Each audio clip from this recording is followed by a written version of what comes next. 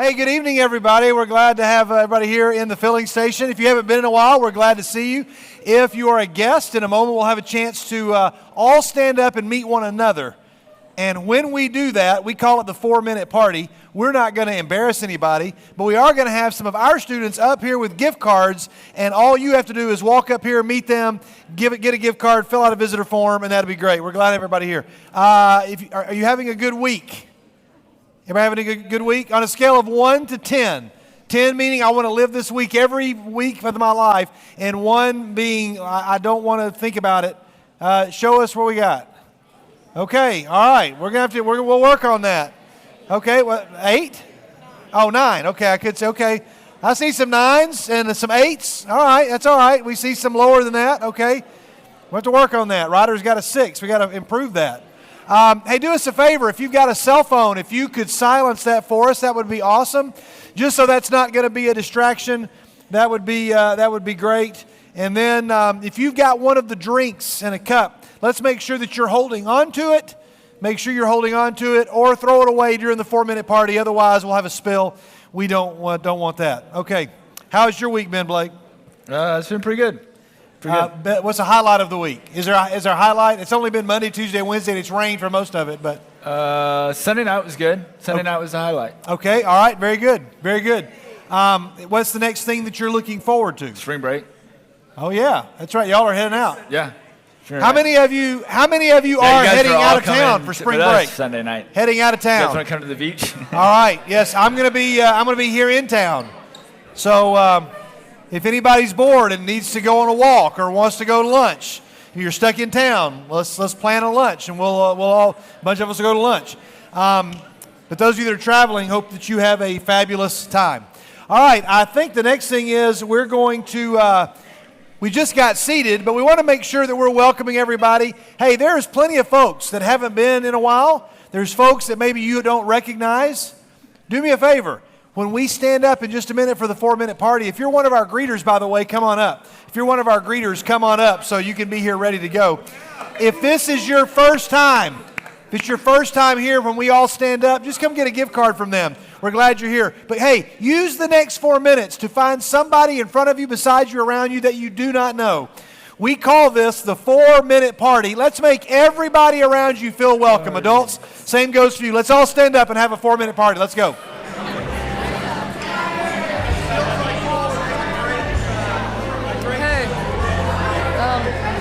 What's up? How's it going? How are you doing? Yeah, that's great. I can't hear it. So I want to thank you for joining us for True North. I think that's pretty cool. That's nice. Also, I just want to congratulate you on how fabulous you look tonight. I just think you look rather swell. All right, bye. Hi, Miss Andy. Hey, what's up, Mom?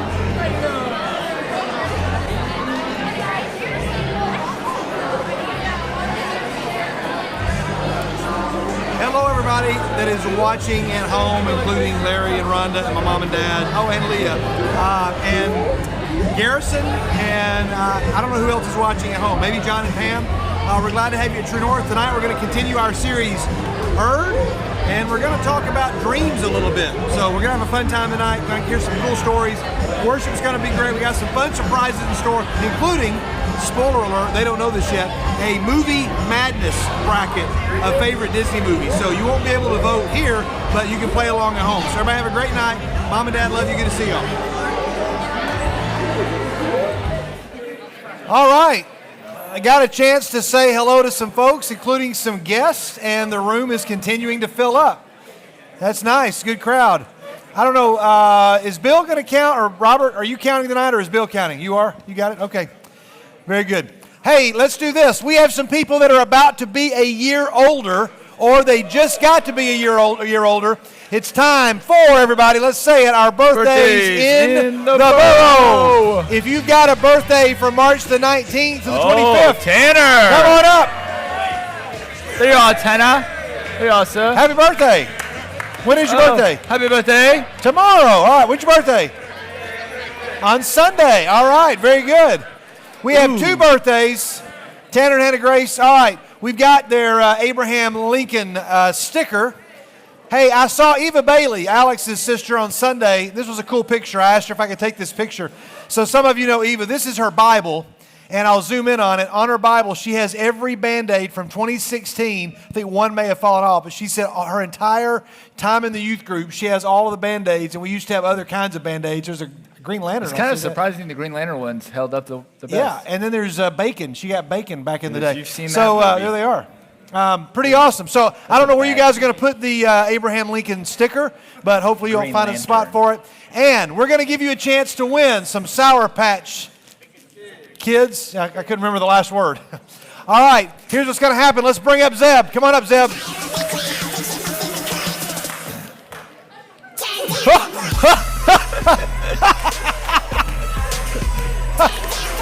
That was good. That was incredibly uncomfortable to watch. All right, now It's like watching the a challenge train wreck. is we're going to see. Blake has already predicted the clues that Zeb is going to give. I'm curious to see how those go. But you all know how this works. You have 30 seconds. If you'll close your eyes so you can't see the screen.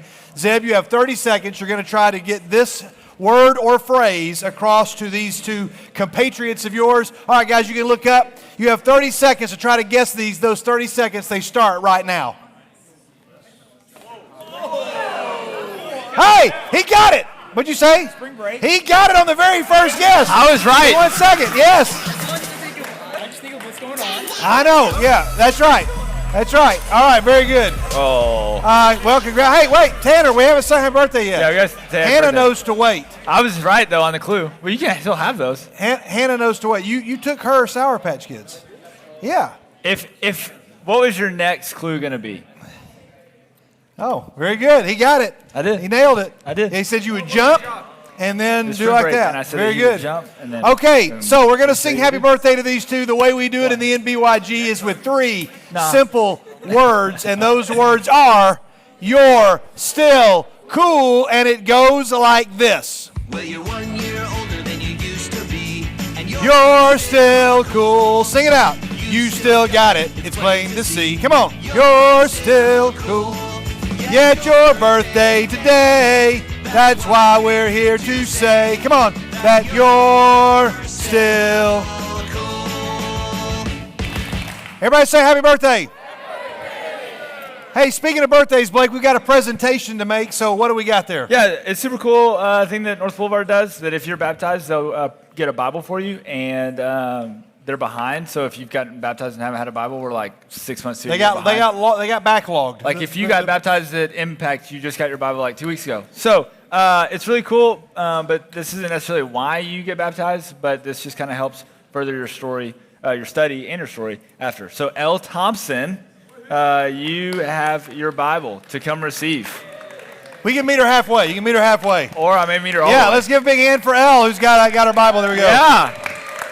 There Good you job. go. There it is. Congratulations. All right. Congratulations. Hey, to all of the ladies, tomorrow from 4 to 5, meet with Courtney and Peyton at Panera Bread. And Courtney tells me that tonight is the final night, ladies. If you're going to try to sign up to be a part of a D group, you need to see her. You need to see her at some point during the worship or whenever. You can go back there and see her. She's sitting right back there. Go and see Courtney. She's got the forms that you need to sign up to be in a D group. We've said this already. We've talked about Guy Hammond.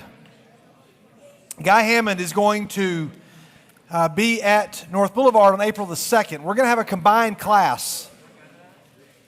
Guy Hammond has a very powerful story and is going to address a whole lot of issues and questions about how do we as teens and as parents, how do we navigate a culture that is kind of rewriting the rules of Christian sexuality? And specifically, his ministry is going to be talking about how do we handle some of the LGBTQ issues in our culture, and how do we deal with our friends who are dealing with same-sex attraction and gender identity issues. We want to be gracious to our friends and to our neighbors, but we also want to teach and speak truth and not compromise our views on biblical sexuality. Guy Hammond has a powerful story, and he's going to be talking about that, and we want you to be there on April the 2nd. So we'll be in class in the auditorium, not in here.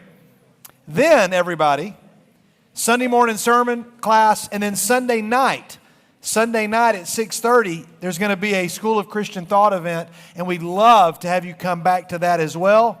Because parents, at least on that night, Guy Hammond is going to be talking about how do we navigate how do we help our children, our teens and our children navigate the LGBTQ maze in our culture. And so that's going to be something for parents and teens to hear. We'd love to have you here on April the 2nd. Last time we'll talk about that. All right, let's move on. It's time now for our picks of the week, and here are our pictures. This first one, I'm just curious. Raise your hand if you can tell me what this is. Anybody know what that is?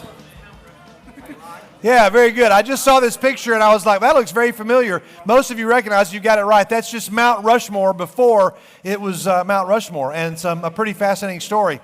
And I just saw that as a metaphor of everybody that is before us is being shaped, and this I found it to be a cool picture. I have no idea what picture is next, but I think I know. Oh, yeah. It's time for something that is incredible. You may have seen this. Do you follow like astronomy, science, telescopes? Sometimes. That kind of stuff interest you at all? It interests me. Did anybody see? This happened this week. It's a solar tornado that is happening on the surface of the sun this week that is shooting plasma gas. I saw the volcanoes on Jupiter.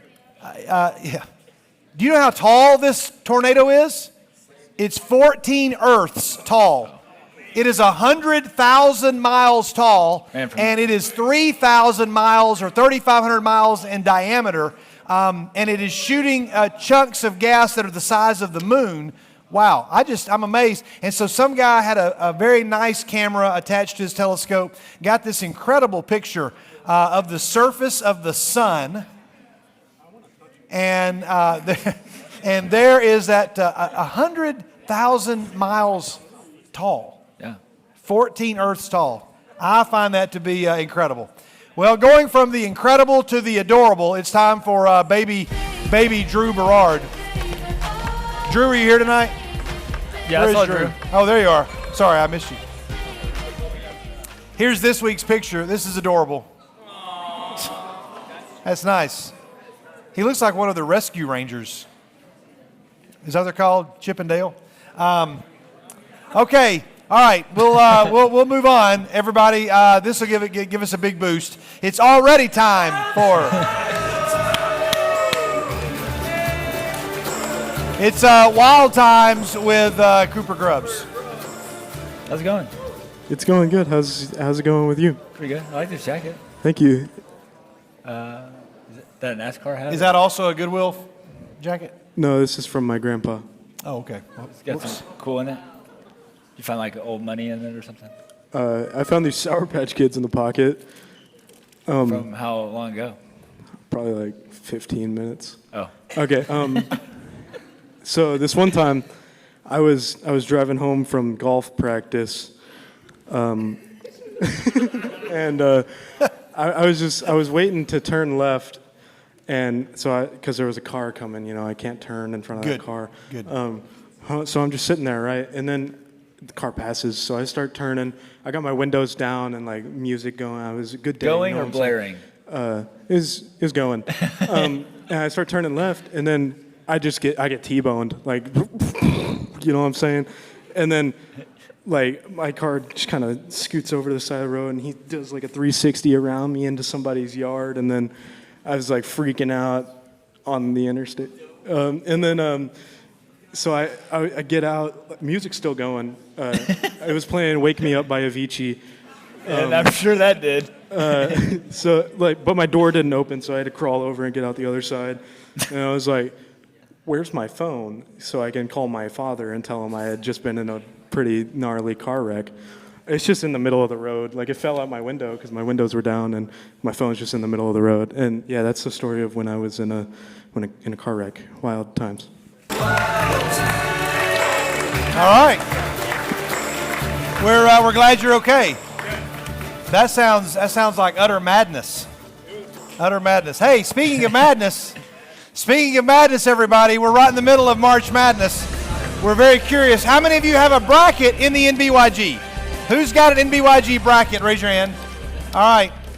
Let's find out how the brackets are doing. Have you been keeping up and monitoring? Overall, were you satisfied with the way your first weekend went? I have another bracket that I wish I would have used, and that bracket's doing really well. Really? The golf one you're talking about? Yeah, for Sweetens Cove. Yeah. Oh, so you may have a good chance in that one. Yeah, it's going well. But I have Tennessee winning it all. But Tennessee has to hurts. win that to get. Yeah, get that golf. one really hurts. But it's just basketball. Nobody cares about basketball. Okay, all right. So here we go. Let's check out. I don't know. Can you all see those? Here's our brackets. And as I'm reading down, this is all of them. We start off with these two guys are tied. I'm guessing whose Eli will win and Presley's number one. Okay, all right. We got and then Presley Barrett is actually winning. Okay, Presley Barrett is actually winning the entire thing right now. Very good. Then you see right here we have Wild Times. We all know who that is. Then we have the better Derryberry. We can all debate on who is that. Oh, okay, all right. Blake's declared himself the better. And then you have like this one. I guess they just assigned to. There's a lot of ESPN fan with a lot of numbers there. And then, Riders winning bracket. That's good. That's clever. Just let us know. Yeah, it's wrong. It's not correctly named right now, but there we go. And then there's my Skids picks of the week, and I'm the only person I think that picked Connecticut to win. I love that the greatest bracket ever is trademarked. It's what? Yeah, I know. I meant to put an arrow by that, but I forgot. And then there's Gavin Perkins, just named it. That was the first person on the winning list that just named their name. I was intrigued by the way all these were named. We move on here to never seen a basketball game. Is that Drew? Okay, all right, very good. I saw Purdue, so I thought it might be Drew. You're doing good. And then we have, here's Blake. Blake's blown up bracket. You already declared it a blown up bracket before it ever started. Yeah, I mean, it's going to get blown up. Okay, all right. It did. And then my bracket is the best. I'm guessing that's either Shannon or Tucker. Probably Tucker. And then, probably because Shannon's down there. There's DJ Mike. DJ Mike's got UCLA winning it all. And then right here we have Turn Your Knob to Bob. That was my favorite. That was my favorite name of all of them. Turn Your Knob to Bob. And then Please Let Knox Win. Yeah, not Keep begging. Yeah, not with Arizona. And then we've got. You can only get 410. And then all of these. Look at all these. There's a whole bunch of folks that entered, but forgot to go through and put anything in. I'm not exactly sure how that works, but they created a bracket, but then did not fill it out. So we'll see how the next weekend goes. We're going to give you a chance right now. We have no idea how this is going to go. But you all are going to have to participate with a raised hand and a cheer. We're not just basing it on the decibel of your cheers, but we're going to try to count. We're not going to count hands. We're just going to kind of eyeball it. And we're going to have our first ever March Movie Madness bracket. So get ready, guys. Everybody's going to participate. All right. So here's what happens. We're going to base this all on animated Disney films. Here's the entire bracket. The entire bracket is right here. There's some great matchups, y'all. I can't wait to see what's going to happen. We're going to start off in the old school region. Now, Blake's going to write down our winners. We're going to go through and try to get a winner as I predicted who I think would win. Actually, who I want to win, who I think is going to win are totally different. But here we go. All right, guys, we start off in the old school 1940s, 1980s bracket. You guys remember that, We've right? got The Fantasia 40s. and Bambi. All right, Fantasia and Bambi. Who is moving on? Fantasia, let's hear it for Fantasia. Let's hear it for Bambi. Bambi moves on. Bambi moves on. Cinderella and Alice in Wonderland. Let's all hear it for Cinderella. Alice in Wonderland. Oh. That was an upset. I think that was an upset. Alice in Wonderland moves on. What did you say? Alice in Wonderland is a Cinderella story? Nice. Peter Pan and 101 Dalmatians. Peter Pan and 101 Dalmatians. All for Peter Pan. Let's hear it. All right, 101 Dalmatians. Peter Pan. Oh, you gave it to Peter Pan? I think that's who just won that. Okay, all right, Peter Pan. There's just a loud front two rows. Okay, this is really an unfair matchup. My personal favorite Disney movie of all time, well, he's top The Little 5 is The Mermaid? Rescuers. Oh. There's no way it's moving on. But The Rescuers and The Little Mermaid, that's like a 1 seed in a 16. How'd that happen? All right, all for The Rescuers. Let's hear it. And The Little Mermaid. All right. Little Mermaid moves on. Okay, now we go back now, Blake. We're going to continue with this region. Right. All right, and so we're now going to go, we have Bambi and Alice in Wonderland. Bambi and Alice in Wonderland. Bambi, all for Bambi. Alice in Wonderland. Alice moves on. Peter, we have Peter Pan and Little Mermaid. Peter Pan and the Little Mermaid. Ooh, Peter Pan. The Little Mermaid. Little Mermaid moves on. That now gets us down to the, I don't know what we did. Alice and Mermaid. Alice And Little Mermaid. and the Little Mermaid for the, is that the Sweet 16? That's the Elite Eight. Oh, the Elite Eight. This is Alice the and the Little Mermaid. So Alice in Wonderland, Little Mermaid. All for Alice? Little Mermaid.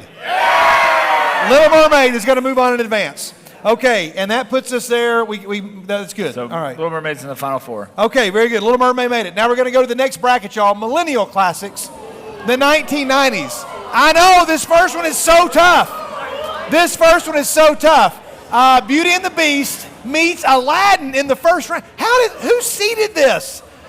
I have real issues with the seeding of this. All right, guys. Beauty and the Beast. Aladdin. Wow, I was not expecting that. Aladdin moves on. Lion King and Pocahontas. Are you kidding me? All right, Lion King. Pocahontas. All right. Toy Story and the Hunchback of Notre Dame. All right, Toy Story. Hunchback. No, Toy Story moves on. Mulan or A Bug's Life? Mulan or A Bug's Life? All right, Mulan. A Bug's Life. That's close. That is close, y'all. We want to really hear you again. All for Mulan. And A Bug's Life. I think Mulan. I think Mulan edges it out, but barely. Mulan. Okay, so now. Aladdin and Lion King. Say it again. Aladdin and Lion King. Ooh, Aladdin Sweet and the 16 Lion matchup. King. Oh, this is tough, everybody. Aladdin. The Lion King. Lion King moves on. Toy Story and Mulan. Toy Story meets Mulan. Toy Story. Mulan. We're going to do that again. Toy Story. Mulan.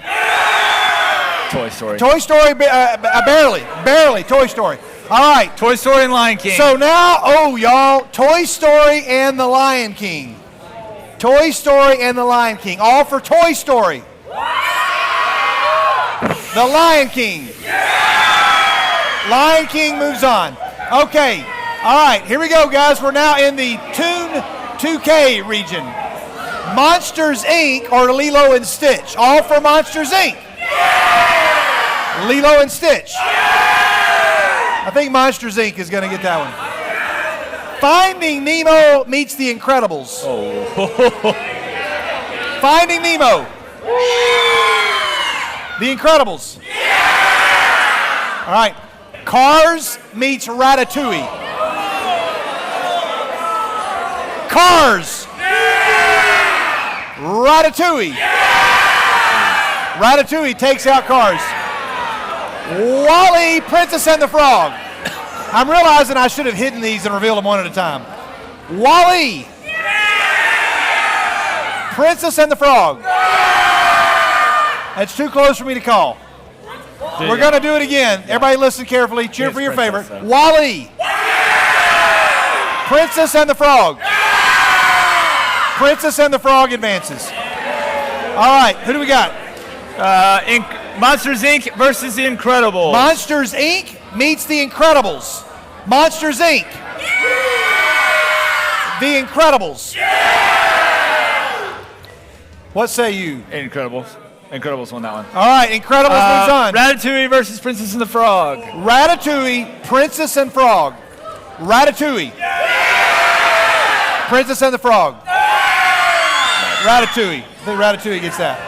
Incredibles versus Ratatouille. Incredibles meets Ratatouille. Oh, wow. Incredibles meets Ratatouille. All right, all for the Incredibles. Ratatouille. Ratatouille moves on. I was not expecting that. All right, guys, here is your final region. Final region. Woo! Here's some tough matchups. Toy Story 3 meets Tangled. Toy Story 3 meets Tangled. I'm really curious. All for Toy Story 3. Tangled.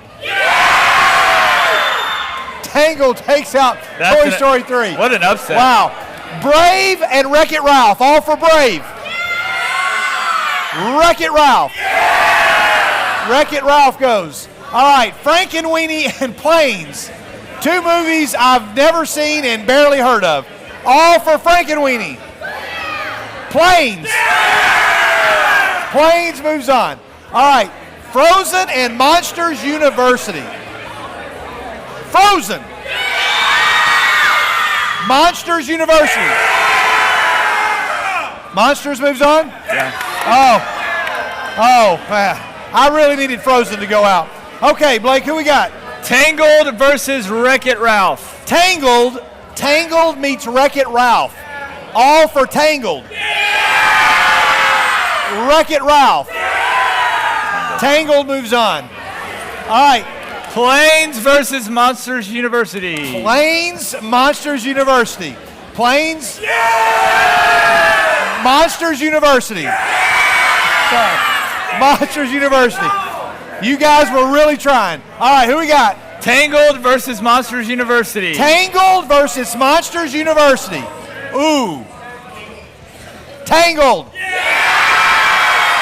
Monsters University. Tangled, I think, wins. All right, we down to the final four? All right, final four matchup. You've got The Little Mermaid versus Lion King. Oh, The Little Mermaid meets The Lion King in the final four.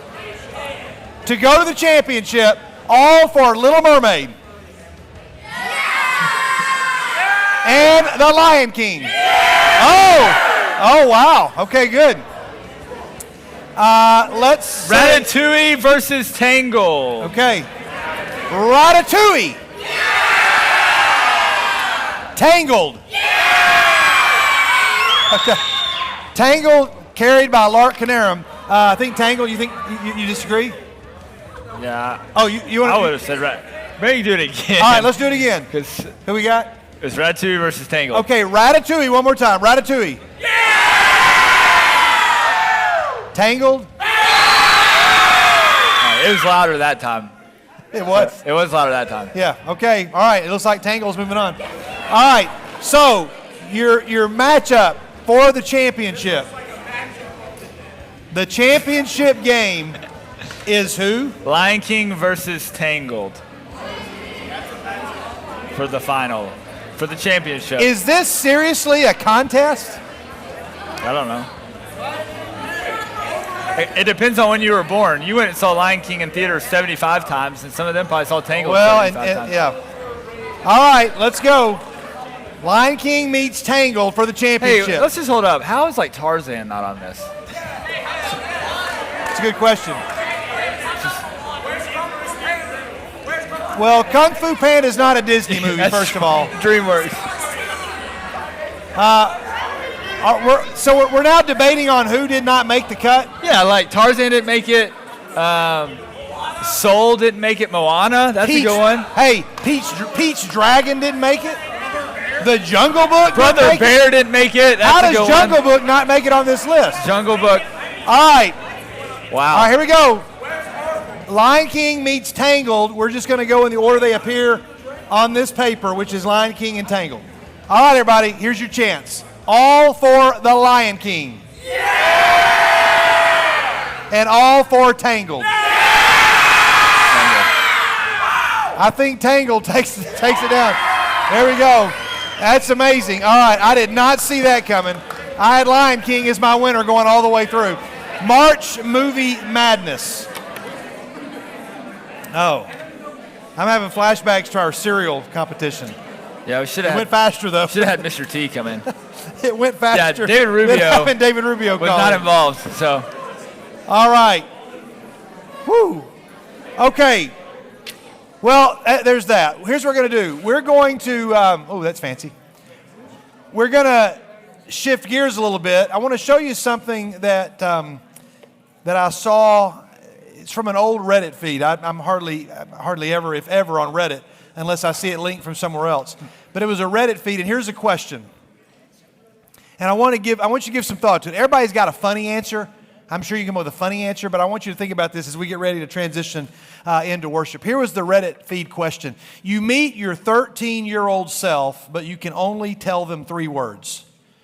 What do you say and why? Now, for some of you in the room, you'd be going into the future because you're 12. Others of you are 13. You're like I would say, well, hello there. Happy Wednesday. But some of you are 15, and you got a chance to go to your 13-year-old self. Some of you are 18. And then some of us in the room are not 18. And you have a chance to go to say something to your 13-year-old self, for those of you that are older. But you can only say 3 words. 3 words and why. Blake, we talked about this earlier. What 3 words do you think you're going to say to your... Do you have more than one answer? I can't remember what we said earlier. Well, we had a funny one. Okay. But feel free to say it. Yeah.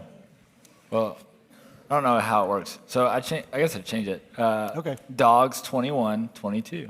Okay. And you're going to tell your 13-year-old self that, and your 13-year-old self's going to understand that. Yeah, we're going to go back to back. Okay. All right. That'd be good. The real one, though, would probably just don't wish away.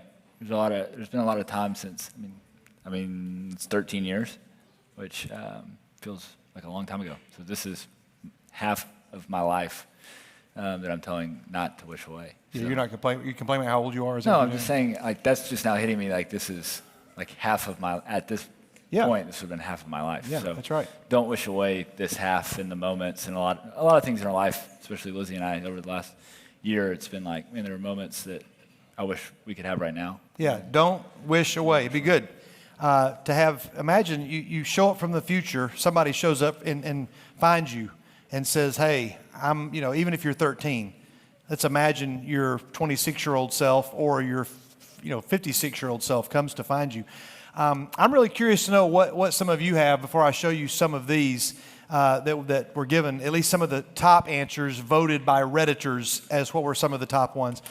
Raise your hand. What if you could come back and go visit your 13-year-old self, assuming that you're over 13. We can't get to everybody, but raise your hand. I'd like to hear some of these. Yes. Okay. You'll be okay. All right. Very good. I like that. That's good. Very good. Yes. Okay. All right. Invest in. Okay. All right. Very good. Yes. Way back there. You are loved. Okay. Very good. You are loved. Nice. Lark. Don't give up. Don't give up. Good. Yeah, Carson. Join youth group. That's great. Good one, Carson. Somebody else got one. Yeah. You'll be okay. Good. I like that. We have a couple of those say that. Good. Anybody in the back of the room? I'm curious if you got what would you tell your 13-year-old self? You get to go back and say 3 words. Anybody got an answer you don't mind sharing? I don't want to put anybody on the spot back there, but anybody got one? Anybody else up here got one? God is there. Okay. God is there. Good. Here's what Redditors said were their top answers. Here are some. Exercise, socialize, study. That was simple. These start off with pretty simple ones. Enjoy your childhood. Enjoy your childhood. Keep making music. That's a good one. Stay in school. I'm just going to warn you, these escalate pretty quickly here. Brush your teeth. 3. You got, okay. I said it escalated quickly. Yeah, the next one. Don't do heroin. Okay, that's that. Good advice. Good advice. Invest Amazon 2003. So kind of took your plan there. Here's one. Yeah, don't trade Charizard. I knew enough to know that was Pokemon, and I figured it was a card, but I did not understand exactly why the person would say don't trade it until I looked it up and found out that this particular Pokemon card sold for $420,000. Yeah, that's on the low end. Some are higher than that. That was impressive. Wow. So that would be good advice for your 13-year-old self. Don't date blank. Some of you are going to come back and tell your 13-year-old self this one day. Tell someone, please. Those are their 3 words. And they said he would know what that means. And I think it would save us from years of heartache. That was good 3 words. Go to therapy. And good 3 words. Nothing wrong with that. Talk to people. Talk to people. I love you. Some of you said this. Nobody else was saying it to me and meaning it then. Pretty powerful and heartbreaking. Get brother help. That's a good one. And then this one, listen to dad and hug dad more. It gets better is the last one. Some of you said that. You'll be okay. All of these are, give some real thought to that. What would you go back if you could find a way, and now the benefit is you can say it to yourself now. And as we go and worship, these songs that we're going to sing are going to be more than 3 words. But I want to challenge you with this. I looked through the songs for tonight, and I found several 3-word phrases in some of these songs that I thought, that'd be good. Maybe not the 3 I would pick if I only had 3, but those are good. Those are the 3 songs, 3 words from that song. So we're going to get ready to listen to those, and I want you to think about that, because chances are as you guys get older, you're going to want to come back to yourself and say a few things. And so start listening to older people now that are already saying those things. They're not you, but they can represent you when you're older. So those are those words. We're gonna all stand up. Know that your prayer requests are being prayed for right in there. A lot of the things that you have written down, more than 3 words, you put on these papers back at the beginning of the month, and those same pieces of paper are being prayed for. We're going to stand up. We're going to turn the lights down. If you just need to sit. You don't have to stand. If you want to kneel, you can do that. If you want to get with somebody and pray on your own, you can do that. But let's invite everybody to stand up. And let's imagine if your older self would come back, what would they say to you right now? Those that are helping us sing, you all come on up and get in your spots. And let's worship together.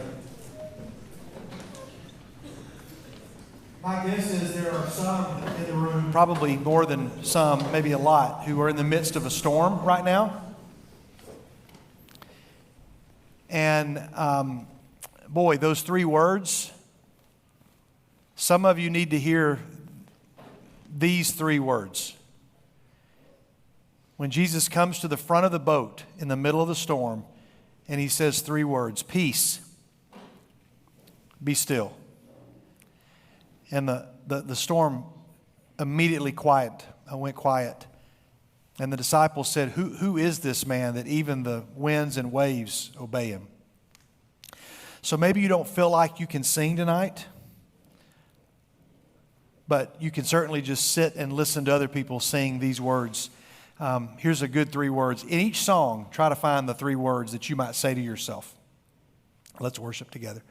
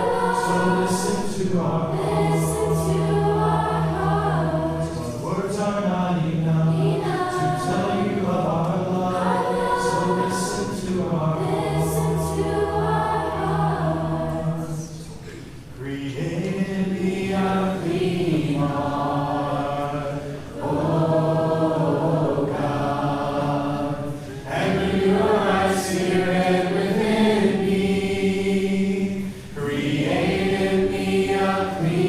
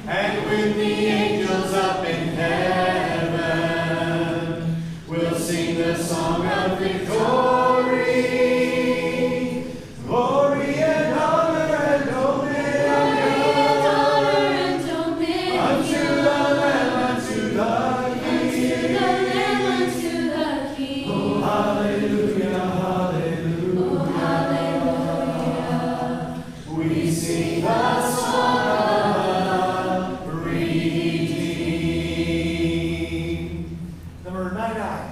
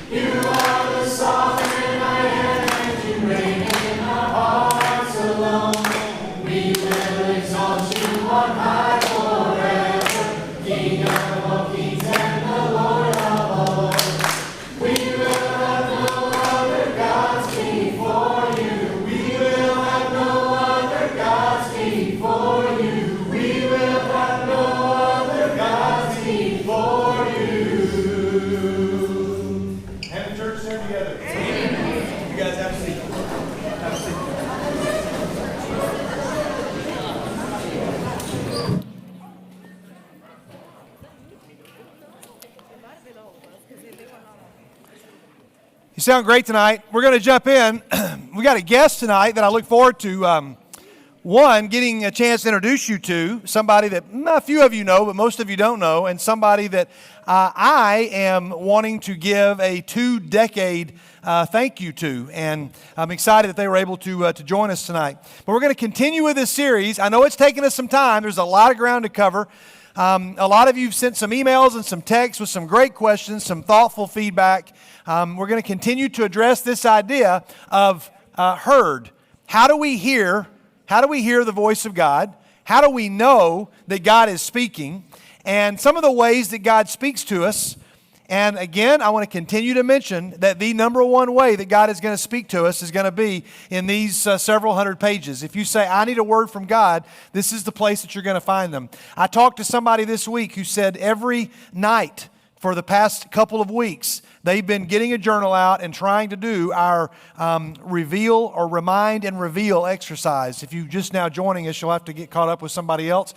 We reviewed it several weeks, so I won't go over it in depth. But this idea of finding a passage and finding out what in that passage is God trying to remind you about who He is, what is He trying to remind you about who you are, what is He trying to reveal, something that you might need to be revealed in your life, and what is something He might be revealing that you need to do for somebody else.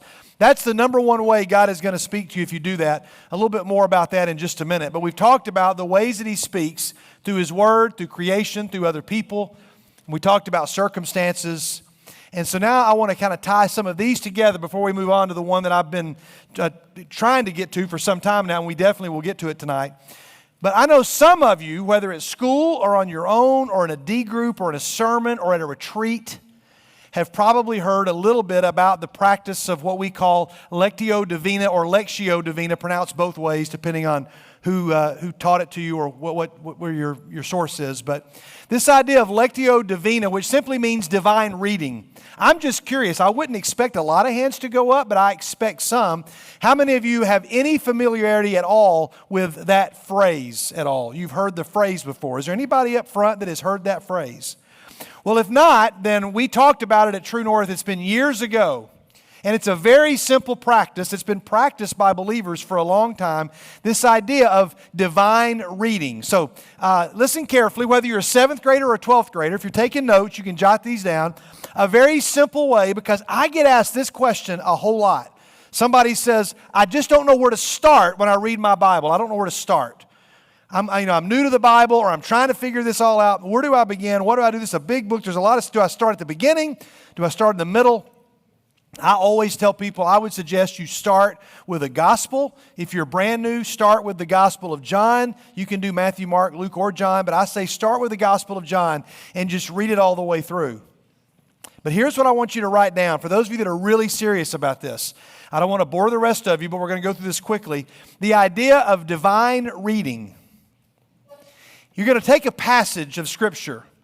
So some of you have a passage. We're going to look at a passage in just a minute from Mark chapter 4, one of Jesus' parables, one of His more famous parables. And there's 4 words you should write down. You'll be able to remember these.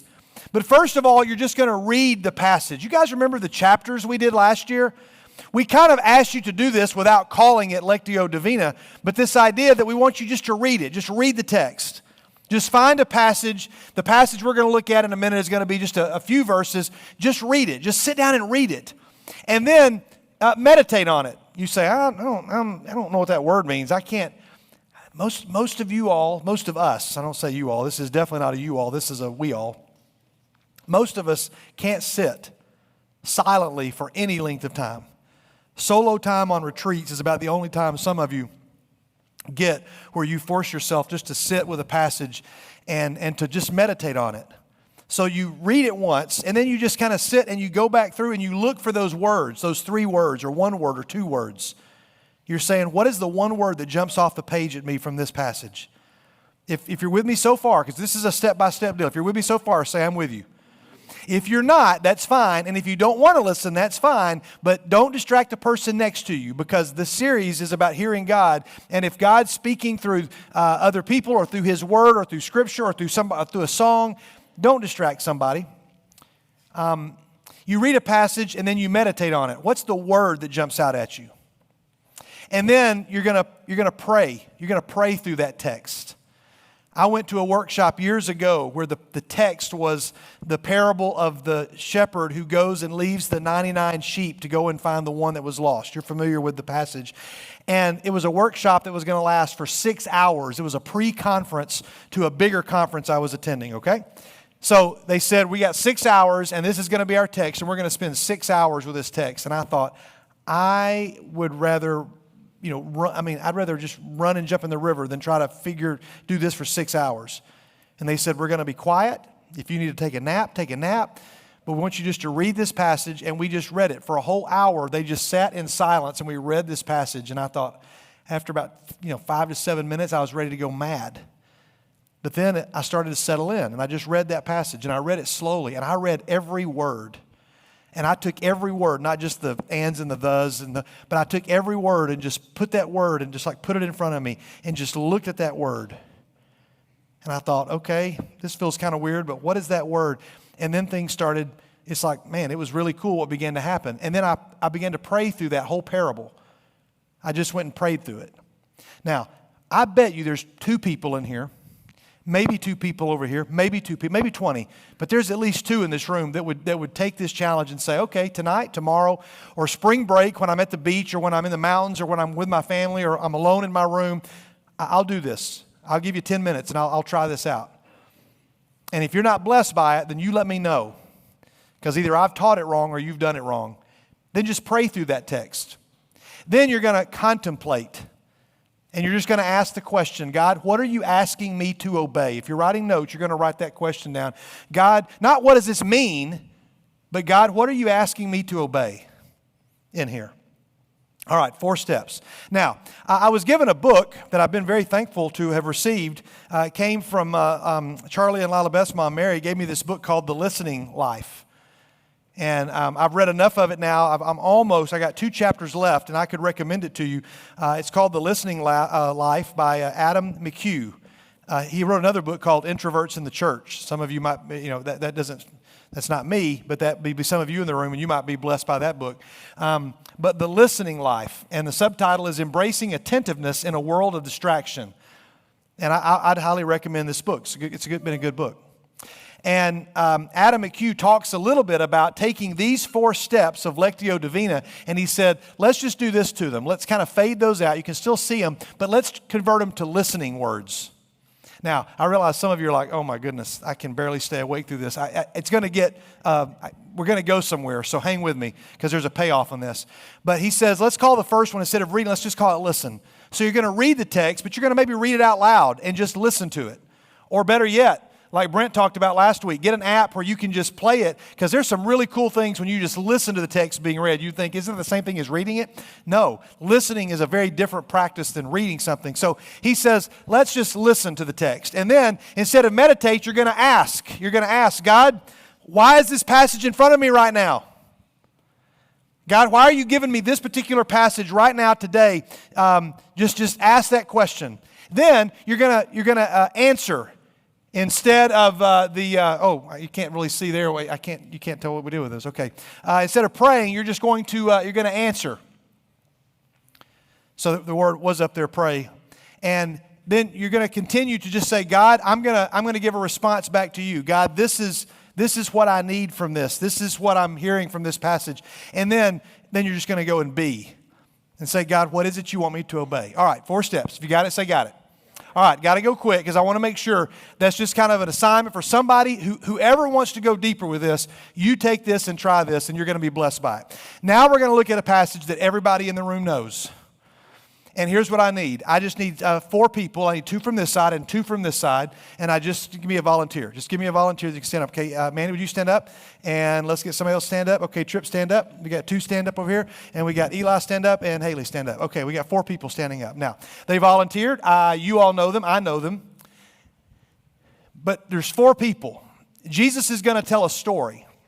Now, I've told you before that if I could go back in a time machine, I've answered this question before, and it's a great question. If you could get a time machine and go back to any moment in the Bible, what would it be? And people pick, David and Goliath, or the parting of the Red Sea, or the feeding of the 5. I'd love to see a miracle, or I'd love to see one of the great Bible stories, or I'd love to be on Noah's Ark, if that floats your boat. But I want to go and see what, some awesome Bible story. I didn't realize that was not an intentional pun, by the way. I just realized the pun. But whatever your Bible story is, you go back and see it. For me, I want to go back. It's a tough choice, but I think I'd want to go back and watch Jesus tell a story. Why? Because if I got back in my time machine and came back to 2023, I couldn't convince you that I'd seen a miracle. Nor could I perform one. Nor could I say, hey, I just saw Jesus raise a guy from the dead named Lazarus. Let me show you how he did it, and I'm going to do it. I can't do that. But what I could do is learn from the way Jesus told a story. And I love this particular story. I picked 4 people at random just because I want you to imagine Jesus getting 4 people, and they're in the crowd, and he has them stand up. I don't know if he did this or not. But he says, there's 4 people. There's 4 kinds of people in this room. And here's what you need to know. Whether you've been at church all your life or you've never been at church, you are one of these 4. You're one of these 4. You are one of these 4. So nobody gets out of this. You don't just pick which one's your favorite. Everybody is one of these 4. All right, so I just want you to see 4 people. You all can have a seat for a moment. He taught them many things by parables, and he said, listen.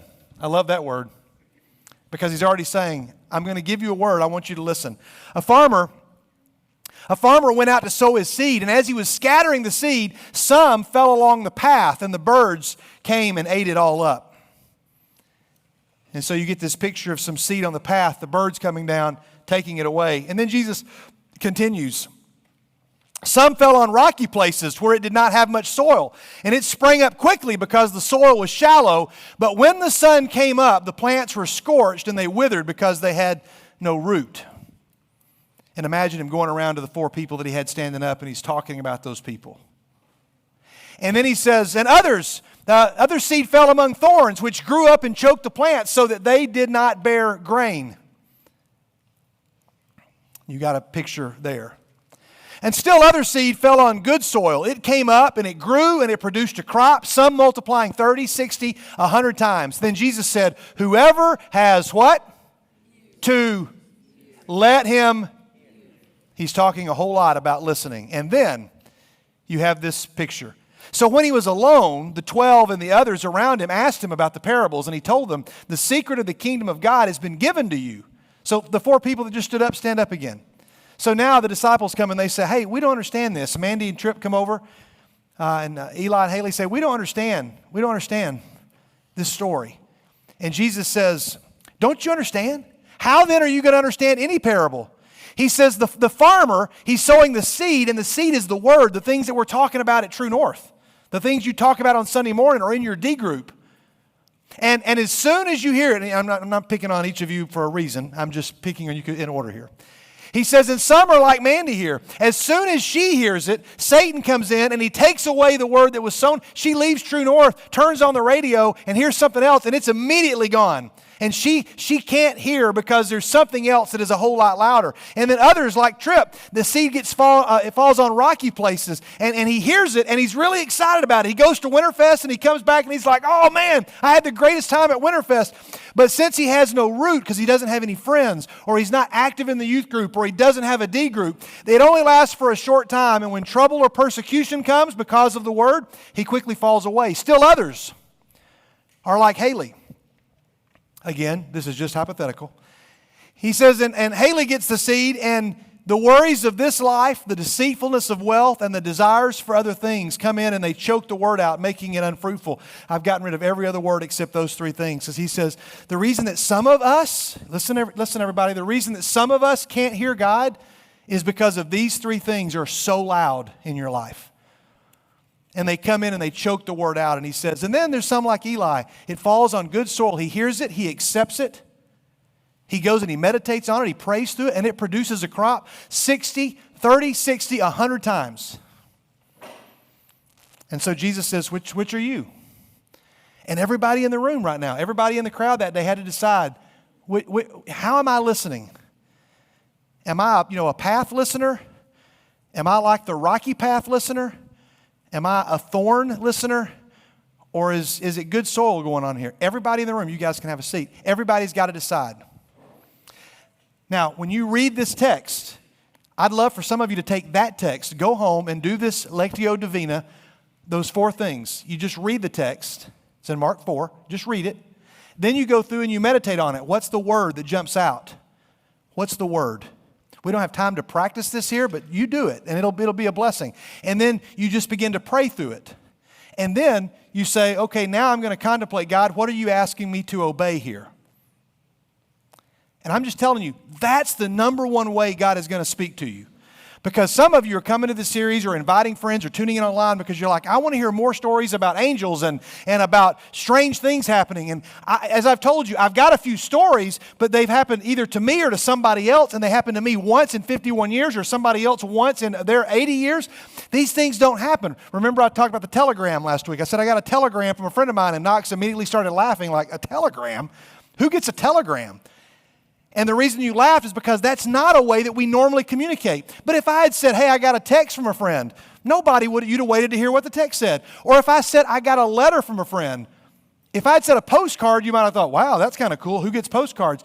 But if I had said an email or a text, nobody would have thought anything weird about that because that happens all the time. We talked about all these other words in other parts of the series. And then we talked about, we've not yet talked about dreams. And I want to make sure we get to that. And if nothing else, we're going to make sure we get through this one. Because this one is the one that, let me tell you before we go into it, so many people can overthink this, If you heard me say I heard you. So many people can overthink this, but I think so many people can underthink this. We see God communicating through dreams a whole lot in the Bible. We see it in Genesis. It's full of dream stories. The story of Joseph and Pharaoh. In the New Testament, Joseph and Mary. We see unbelievers who God is speaking in dreams. He speaks to Pharaoh. He speaks to Pilate's wife, Nebuchadnezzar, the Magi. All of these, God speaks to them in dreams. And you say, okay, that's the Bible. What about now? I tend to believe, again, it's not every night. As a matter of fact, it's not even most nights. It's not even many nights. But I believe that if we spend a third of our life sleeping, if you live to be 78 years old, you're going to spend 26 years of that sleeping. And it's the one time that you are quiet and that you are still. And I've only had a few times, maybe 4 or 5 in my life, and I'm only going to share 2 with you real quickly just to give you an idea. Again, please do not hear me say that this is a regular thing that happens. I'm just giving you the vocabulary so that when it does happen, you go, maybe, and then we're going to talk about the questions you should ask before you just jump to I had a crazy dream last night, and now I'm going to go and do this. So listen to me carefully. If you're willing to hear me out, say, I'm willing to hear you out. I want to show you a picture. This is a picture of Brittany Dickerson. Brittany was a senior in our group in 2003. We had just started True North. True North started in January of 2003.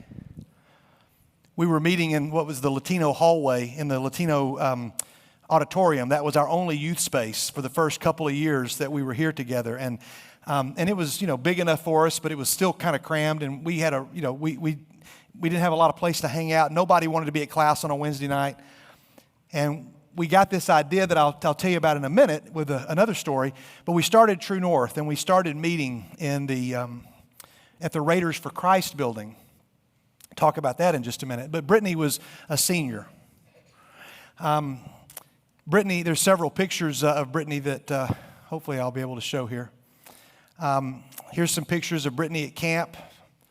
And here she is. This is her with Hannah Grace's mom, Katie Lynn Bohannon. They were dear friends. And some of her other friends in the youth group. And here she is in Mexico. She loved going to the City of Children. And Brittany was one of the most active. I mean, if she was, you imagine who you think our leaders are, she would have been a leader among leaders. And I've got a note here in my back pocket. I've got a note that is written in Brittany's own handwriting that I keep in my, it's in my office to this day. She writes, Skid, I'm going to New York. She was going to go on the Shiloh. This is our second or third ever, this would have been our second ever Shiloh trip.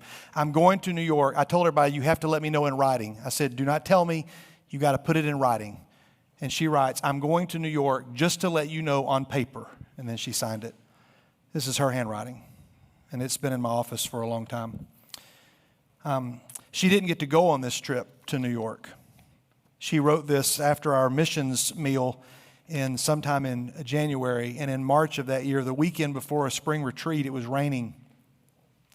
And Brittany was hurrying on her way to school in her car. She lost control of her car and went off the side of the road where she hit a brick mailbox and was had a very serious head injury. And a bunch of us gathered up at the hospital, and I just thought, things going to be fine. She had an accident, she rode off into a ditch on the way to school, and but it became very clear very quickly that the injury to her head was very severe and that she wasn't going to make it. And she passed away shortly after that. Some of you may have seen the T-shirt on the wall right over here where it's a picture of Brittany and the shirts that we sold and raised money for some things we did in her memory. And her parents, when the filling station first opened, her parents donated these Texaco letters. They were the very first thing that were given in the filling station, along with that gas pump that was given by Randall Matlock.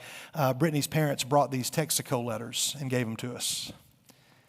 And so I think of that sweet family every time that I see that. Nobody in here would know except adults in the back. Some of you know that family. And the group was devastated, as you can imagine. There have been two losses of teens in our group over the 22 years that I've been here. And Brittany, her family was members. The other one was a regular visitor, but Brittany was one of ours. And she it was just really difficult. Everybody was really, and I was still, young. I was still relatively new in ministry. I'd been a minister for about 6 years or 7 years at that time, and I was struggling to know how to lead the group, and I was really struggling. But I had not yet cried, and it really bothered me that I had not cried because I was trying to be strong for everybody else, and I just couldn't cry. I wanted to, but I just didn't. I tried to even make myself cry because I felt something's wrong with me that I've not cried. And I went with her parents to the funeral home to help make arrangements. And as we left the funeral home, I went and sat in my car. Her mom and dad left, and I went and sat in my car after helping to pick out a casket, and I sat and I broke. And it's one of the top 3, biggest moments of just me pouring emotion out. And then I went into about 2 or 3 weeks of real severe sadness and depression where I really struggled. God, how can we do fun things in the youth group after this horrible thing has happened? God, what do I do? And I really struggled. And I prayed, God, I'm really hurting. And I know other people are, and I can't tell other people how I'm hurting, but I'm really hurting. And one night, I'm asleep, and I found myself in the middle of a high school gymnasium that was full of people in the bleachers, not for a ball game. The floor was empty, but like everybody was waiting to go to school. And I looked around, and I was my age, and there were a bunch of younger people in the bleachers, and I thought, this is weird. And I remember thinking, as you know, when you dream, you're like, I was aware this is a dream. What's going on? Why am I here? A bell rang, and everybody got up to leave, and they started to leave. And somebody turned, it was in front of me, and they said, you need to stay right here. And I said, why? And they said, you need to stay right here. And I said, but this is a dream. And they said, stay here. And they left. So I stayed. And I'm waiting, and I'm thinking, I know this is a dream. And then I felt a hand on my shoulder, and I turned around, and it was Brittany. And Brittany came, and she sat down beside me. And I said, oh, my goodness. And I remember thinking, wait, is this a dream? Is this real? And I said, no, this is a dream. And she put her hand on me, and she said, it's a dream, but it's real. Very clearly. And I said, where are we? And she said, we're here. I said, but I'm dreaming. She says, this is a dream. And I said, so are you alive? And she said, I'm here. And I said, I was very confused. And then she said, I just need you to know that I'm okay. And I'm so happy. And I'm doing great. And she put her hands on me and she said, know that. And I said, but this is a dream. And she said again, this is real. She said, I've got to go, and I won't see you again. And then the bell rang, and everybody got up to leave. And I woke up. Now, and then I was at peace. Now, I will tell you, somebody will say, you just had a dream. Maybe I did. Nobody's going to convince me because of what was said to me in that dream that it wasn't somehow God giving me some peace. Now, I've lost other people in my life, and I've not had those dreams. And I was telling that story to a couple of teens. I won't call them out because I don't want to, but we were talking right here last week, and I said to them, they could verify this. We were standing right here, and I said, they said, we've been waiting to talk about this dream stuff. And I said, well, look, don't get carried away with it because that's not something that happens all the time. I'm just saying I do believe that God speaks in dreams, and we have to learn how to listen and to be attentive to it. And I told them that story that I just told you. I didn't tell it at True North, but I told it here afterwards. And I said, and I strongly believe that God has a way of affirming that, yes, that was real. At the moment I said that, Kate and Drew were walking along this wall right over here. And do you remember what you did? We're standing right here, and then Kate stops, was not listening to us right here, because you had not been a part of this conversation. And me and the two girls that were standing here, three girls that were standing here, Kate points at that picture, and she says, who is that? And the girls that were here go, what just happened? And I said, I don't know. I'm just, because I heard it as well. And I said, nobody, in the past 15 years, I've never been here when somebody's asked me who that was in that picture. And so I'm going to choose to believe that God is saying that, yes, what you experienced was real. Now, I told the girls, I said, see, I believe that God has a way of doing that. The next day, I'm in my office, and I get a call from Bill Sloan, a name that won't mean anything to many of you, Sloan's Motorcycles. He owns Sloan's Motorcycles, but all of you know Bill. Bill was a longtime elder and is a pillar of this church. Bill calls me, and he says, and he may be tuning in tonight, he said, Skid, can I come and meet with you? And I said, sure. And he said, I won't take much of your time. And he showed up and he said, I was listening to True North last night, and I hear you're going to talk about dreams. He said, I tuned in, and he goes, I haven't tuned in a long time, but I thought, I wonder what they're up to in the filling station. So I tuned in, and you're talking about dreams, and I just had to share something with you that I think hope will be a blessing to you. His wife passed away in December. She had a caregiver in an Alzheimer's unit for several years, the last several years of her life. And Sharon's caregiver, I think her name was like Kyrie or Kyra. I didn't know how to pronounce the name, but I think it was like Kyrie. He said Kyrie had to leave and go take another job somewhere, and so she left Sharon. Sharon was nonverbal, couldn't communicate. And she said, Mr. Bill, I just want you to know that last night, he got this text in January, and he showed me the text. He said, Kyrie said, Mr. Bill, I had a dream that I walked into a room and Sharon was sitting there and she was just chatting away and talking, and she called me by name and she said, hey, how are you? And she said, oh, I'm doing so good, and it's so good to see you, and I'm doing so great. And she said, and Brother Bill, I did not know what had happened to her till the next day after I woke up. I called the facility where she was, and they told me she had passed away in December. I didn't know that. And she said, and I just want you to know that that may bring you peace. And he said, I just thought that I would share that story with you today. And I said, Bill, you have no idea what a blessing that was. I said, because I think God is letting me know, yes, it is okay. Because I've really struggled. Do I sit up in front of a bunch of teenagers and say that sometimes God will speak to you in dreams? And I'm going to say the answer is yes, but it's not always, it's not common. I will let you know that True North is 20 years old this year. Started in 2003. 20 years. And I haven't left a tremendous amount of time, but I wanted to say thank you to somebody. I was struggling in 2001 or 2 because our Wednesday nights were crammed and boring, and we had like 20 minutes of time to meet. We could barely sing. It was just not good. Teens weren't coming. I was really struggling, and I was praying, God, we got to breathe some life. What do we do? And for like months, I had gone and tried to figure out something, and somebody said, why don't you just start praying? So I started praying. I asked other people to pray, and we prayed and we prayed and we prayed. And then one night I woke up and I said, I know what to do. Because I had a dream that instead of the Latino classroom where we all were, which was then the teen classroom, we were all at the Raiders for Christ building. How many of you have ever been over to the RFC building? Anybody know where that building is on campus? We were all in that building, and it was full, and we were singing a song. We were singing, I Will Call Upon the Lord, and I could hear it, and it was loud. The room was packed, and I said, we're going to go over there. And so I called Mike Stroud. Mike, would you come up here for a second? Come up here, Mike. I called Mike Stroud, who was the campus minister at the time there at RFC, and I said, Mike, I had this idea. I didn't really want to tell him at first that it was a dream. I eventually did. And I said, you can grab that mic right there, guys, HH1. And I said, hey, Mike, I just had this dream, and I had this idea, because I told him it was an idea first. I said, we're struggling with what to do on our Wednesday nights, and I'm really, really trying to figure this out because it's not going well now. And I said, but I'm just going to let you know, what if we met over at the Christian Student Center? And we met with you guys on Wednesday nights, and we had college students and high school students, and we worshiped together. Wouldn't that be awesome? And he said, well, the problem is the college students, we have a Monday night Devo over there, so at the time, we all come over to the church on Wednesdays because we want our college students to be connected to the church. So we really push for them to be here on Wednesday nights. That was the idea at the time. And I thought, okay, but I wasn't going to hang up. And I said, Mike, I just need to let you know I had a dream.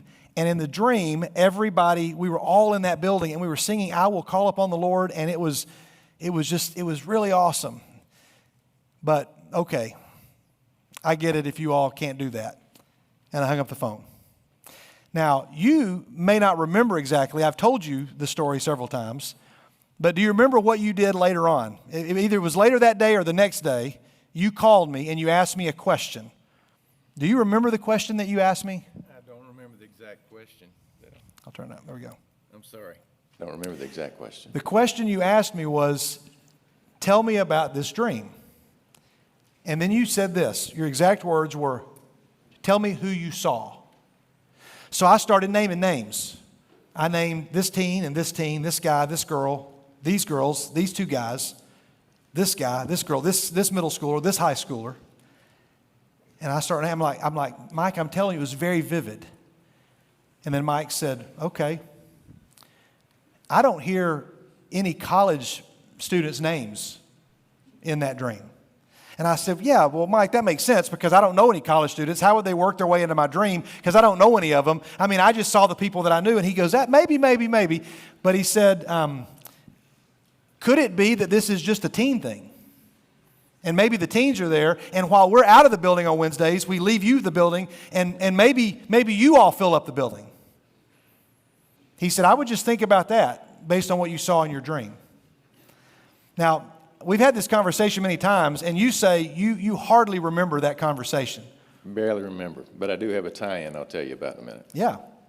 And so we got permission from the board there to move over there, and for January to May, we were going to do something that we called True North. This was the very first slide that was ever shown over there. And we were going to meet over there from January to May, and we got permission to do that. And that's how that's where True North got started 20 years ago. We'll let you tell your story, that I don't know what you're going to say. We don't have long, but I can kind of put a plug in and say it at the same time. One of the things that we've struggled with at Raiders for Christ, Middle Tennessee Christian Student Center, was getting North Boulevard people to come over there when they graduate, because there's some like, well, that's for out-of-towners. So we were always praying, Lord, how can we convince the North Boulevard students that this is for them too? And sometime after we were talking there, I realized that the prayer was being answered, because once you started getting students over there and they were familiar with us, we started getting a lot of North Boulevard students. There were like 8 or 9 or 10 that year that started coming over there to the RFC. It was an answered prayer both ways, but the story's, great. And I am forever in debt to Mike for just calling me back, and he did. It wasn't the same conversation. He called me back and he said, tell me about your dream. And so I told him, and he said, tell me who you saw. And I told him who I saw. And then he said, I don't know that you're talking about a campus ministry thing. Guys, would you go to the slide really quickly? There's a slide that's got a blackboard with some things written on it, and I've got to share that before we end up, since it's spring break. I'm not going to do this. Don't have time to do this. But there's a slide with a blackboard on it, and if you'll just advance to that, and then we'll wrap up. That's a cool. I didn't think about those two tie-ins. Do you have something else you wanted to say? No, thank you. And go to RFC when you get out of here. Yeah. When you graduate. So guys, 20 years ago, you are sitting here because this man, I believe this, cared enough to say, tell me about this dream that you had and who did you see? And I think it'd only be appropriate, not that he wants it, not that he needs it, but I said, would you come here, Mike, so that I can give you a 20-year overdue thank you, that for those of you that have grown up at True North on Wednesday nights, it's because, I think, in large part, because of the wisdom of this man to follow the leading of God to say, tell me about that dream. Can you join me in just thanking Mike for that? I think that's a pretty cool thing, Mike. And hardly anybody in here, except Maddie, knows who you are. I mean, some of these folks know who you are. Mike runs the Timothy Network and has D groups that are meeting all over. And I just want to close with this because it's really important. Because some of you are like, oh, I hope I have a dream. I hope God gives me a dream. What does this dream mean? What does that dream mean? You got to be very careful not to overthink it, but don't underthink it. And so I'm just going to give you this really quickly. Regarding dreams, if they happen, welcome them and weigh them. If you're writing down notes, you want to write those two things down. Welcome them and weigh them. What do I mean by that? You can take a picture of this afterwards and then write it down later because you're not going to have time to do it. But I've got to do this, otherwise it'd be wrong to stop. Ask God to help you understand them. Has anybody in here ever had what you would consider a dream where you felt like it was not just a dream because of something weird you ate or a movie you saw or a conversation you had with a friend or a song you listened to? Because all those things affect our dreams. When I've got a fever or when I'm sick, I know when I'm sick because my dreams are nutso and they're crazy. Dreams don't always mean something. They can be explained by the things that have happened. But has anybody in here ever had a dream where you felt like, okay, this was something besides one of those things? I'm just curious. I'd love for you to write a story about it. I'd love to hear about it. But here's what you got to do. You get a picture of this afterwards. Ask God to help you understand them. God, what does that mean? And I did that. God, what does this dream mean?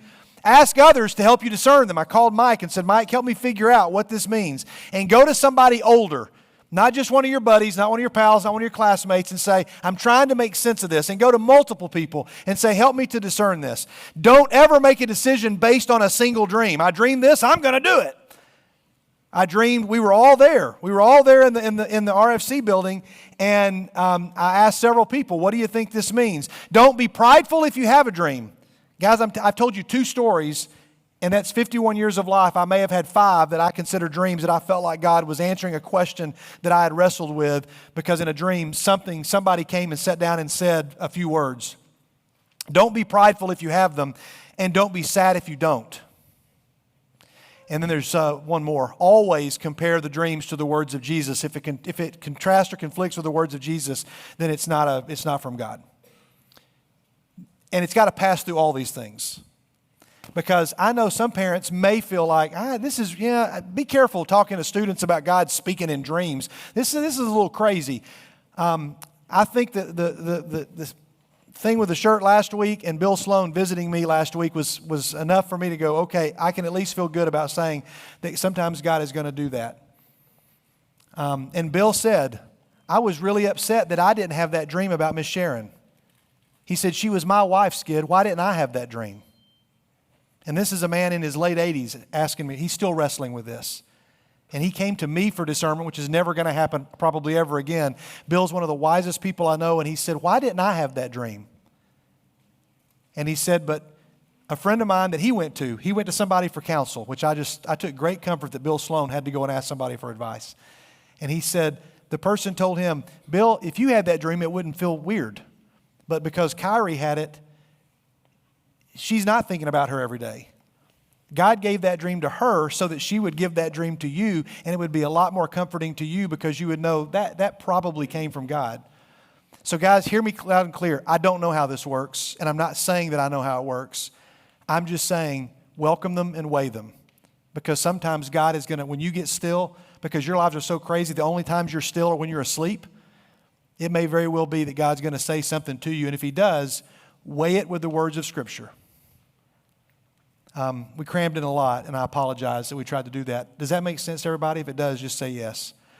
I'm going to hang out up here if you've got questions, because I feel like that some of you may say, I need to sort this out, and I'll hang out for just a minute, and we can talk about it later. You guys have a great spring break. We're going to come back. We're going to talk about why are you not hearing from God? You go, none of these things have happened to me. Why is that not happening? We'll do that, and we'll begin to wrap up this series when we come back. Let me say a prayer for you, and then we'll let you guys take off and hopefully have sweet dreams. God, we thank you for tonight, and I thank you so much for the fact that these Wednesday nights are 20 years old because somebody had the wisdom to say, just tell me about that dream. And God, I'm thankful for that night in January of 2003 when we met and we sang, I will call upon the Lord. And everybody that I saw in that dream was in that room sitting there. And God, I knew in that moment that this idea was yours. It was not ours. That you wanted a place on a Wednesday night where students could come who were struggling and hurting and lonely and angry and full of doubt and fear and frustration. You wanted a place where they could come and reorient themselves. God, this is all from you. And we give you glory for that. Be with these students as they go away, as we take a week break, God. Be with them. And for those that need this time each week, give them friends to meet with sometime next week. Maybe to read through a passage. Speak to them there, and you'll probably speak to them in those moments a lot louder than even you speak here on Wednesday nights. So in the name of Jesus that we pray, and we all say together, Amen. God bless you guys. Have a safe time. Have a safe spring break. Be careful.